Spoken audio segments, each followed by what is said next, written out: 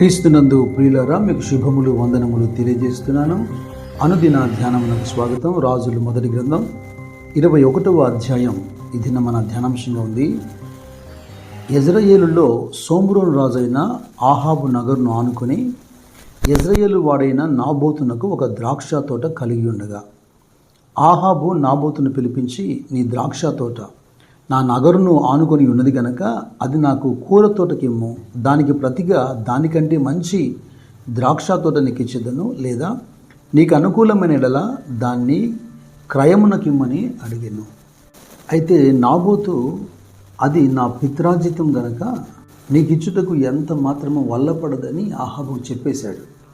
సంఖ్యాకాండం 36వ అధ్యాయము 7వ వచనంలో, ఇజ్రాయేళ్ల స్వాస్థ్యము ఒక గోత్రము నుండి వేరొక గోత్రానికి పోకూడదు, ఇజ్రాయేల్లో ప్రతివాడును తన పితరుల గోత్ర స్వాస్థ్యమును హత్తుకొని ఉండాలని దేవుడు మోషే ద్వారా ఆజ్ఞాపించినటువంటి విషయమే. రాజు అడిగినంత మాత్రాన తనకున్న ఒకే ఒక ఈ స్వాస్థ్యాన్ని, ఈ ద్రాక్ష తోటను ఆహాబుకి ఇచ్చేందుకు వాక్యానుసారంగానే నాబోతు ఒప్పుకోలేదు. పైగా మీరు గమనించండి, అధికారులు ఇలాగ ప్రవర్తించకూడదు. యెహెజ్కేలు ప్రవక్త చాలా స్పష్టంగా 46వ అధ్యాయంలో 18వ వచనంలో ఒక మాట రాశాడు. జనులు తమ స్వాస్థ్యము అనుభవింపకుండా అధిపతి వారి భూమిని ఆక్రమింపకూడదు. మొదటి వచనం ప్రకారం నాబోతు ప్రవర్తించాడు, కానీ యెహెజ్కేలులో రాయబడిన వచనం ప్రకారము ఆహాబు ప్రవర్తించడం లేదు.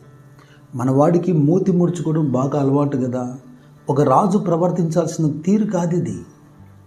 నాబోతు తనకు ద్రాక్ష తోట ఇవ్వనందుకు ఇంటికెళ్ళి మూతి ముడుచుకొని భోజనం చేయకుండా ఎవరితో మాట్లాడకుండా పడుకున్నాడంట. చూడండి ఈ పిల్ల చేష్టలు.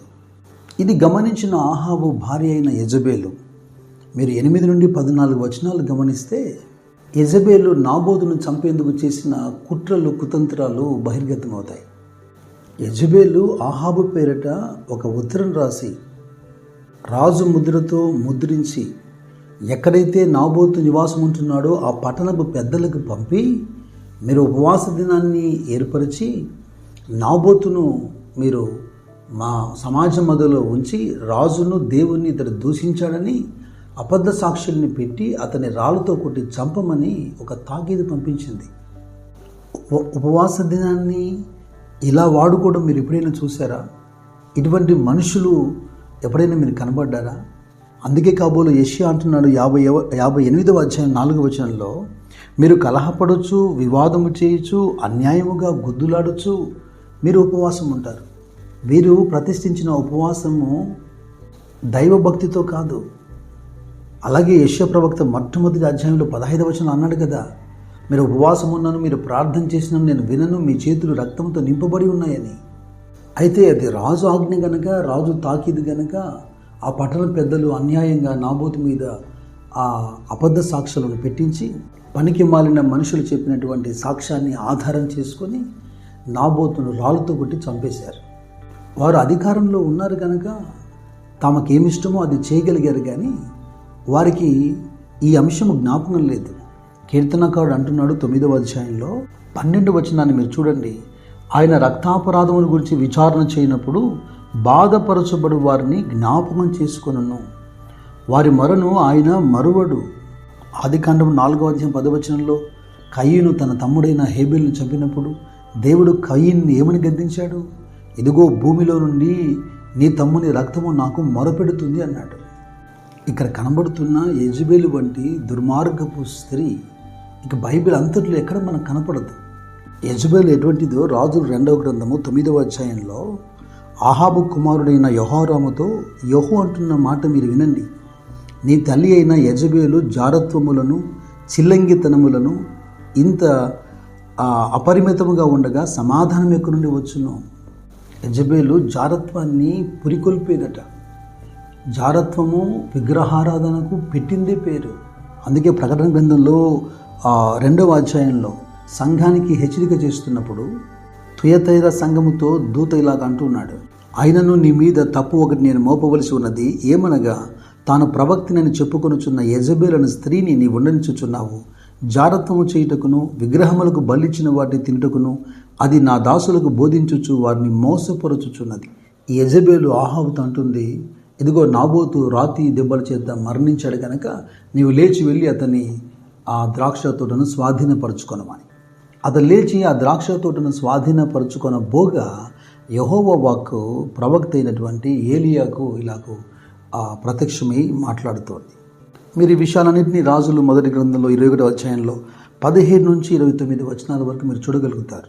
ప్రవక్త అయిన ఏలియా వెళ్ళి ఆహాబుకు ప్రకటిస్తున్నాడు, ఈ ద్రాక్ష తోటను స్వాధీనపరచుకొనువనని నీవు నాబోతును చంపితివి కదా, అయితే యెహోవా సెలవిచ్చినదేమనగా, ఏ స్థలమందు కుక్కలు నాబోతు రక్తమును నాకెనో ఆ స్థలమంది కుక్కలు నీ రక్తము నిజముగా నాకునని అతనితో చెప్పాను.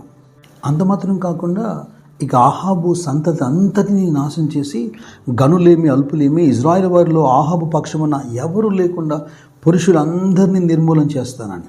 ఇజ్రాయెల్ వారు పాపం చేయటానికి కారణమైనటువంటి నెబాతు కుమారుడైనటువంటి యెరోబాము కుటుంబమునకు అహియ కుమారుడైన బయెషా కుటుంబమునకు నేను చేసినట్లు నీ కుటుంబమునకు చేయనని యెహోవా సెలవిస్తున్నాడు.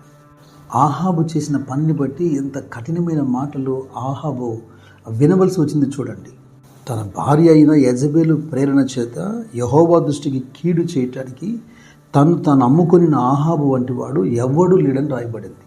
నిశ్చయముగా యెజబెలును కుక్కలు తినేస్తాయని, ఆహాబు సంబంధికులు ఎవరైతే పట్టణంలో మరణిస్తారో వారిని కుక్కలు తినివేస్తాయని, బయట భూములలో చచ్చువారిని ఆకాశ పక్షులు తినివేస్తాయని ఏలియా ప్రకటన చేశాడు.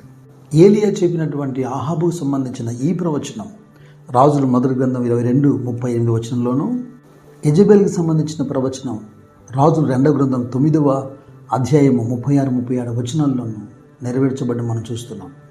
అయితే ఇక ఈ అధ్యాయంలో కొసమెరుపు ఏంటంటే దేవుని యొక్క కరుణా వాత్సల్యములు ఎంత గొప్పవో మనం గుర్తించాలి. ఏలియా ఎప్పుడైతే ఇలా ప్రకటన చేశాడో ఆహాబు సైతం భయపడి పశ్చాత్తపడి తన వస్త్రములు చింపుకొని గోనపట్టు కట్టుకొని ఉపవాసం ఉండి గోనపట్ట మీద పరుండి వ్యాకుల పడుతున్నాడట. ఆహాబు అంత పశ్చాత్తపడుతూ వినయంగా ప్రవర్తించడం చూసి దేవుడైన యెహోవా తిరిగి ఏలియాతో అంటున్నాడు, ఆహాబు ఇంతగా పశ్చాత్తపడుతున్నాడు కనుక నేను అతనికి ఆజ్ఞాపించినవన్నీ అతని కాలంలో జరగకుండా అతని కుమారుని కాలంలో జరుగును అని.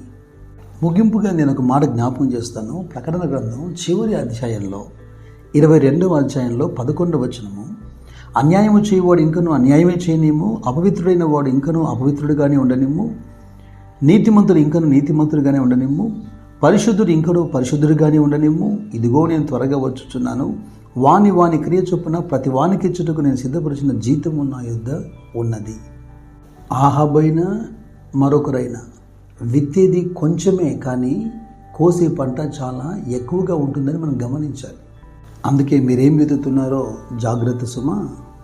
దైవ భయం కలిగి మీరెవరికి కీడు చేయకొందురుగాక. దైవ కృప ఏ కీడులో పడకుండా మిమ్మల్ని కాపాడునుగాక. God bless you.